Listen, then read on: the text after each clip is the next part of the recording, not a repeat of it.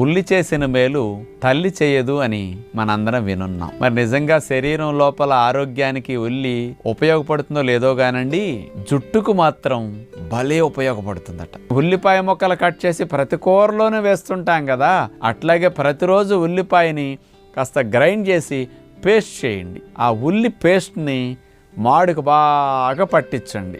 తలంతా కూడా నూనె ఎట్లా పట్టిస్తారు బాగా మర్దం చేసి, ఆ ఉల్లి పేస్ట్ని, ఉల్లి రసాన్ని బాగా మాడుకు పట్టించి ఆరే వరకు 20 నిమిషాలు అరగంట అట్టు పెట్టుకోండి.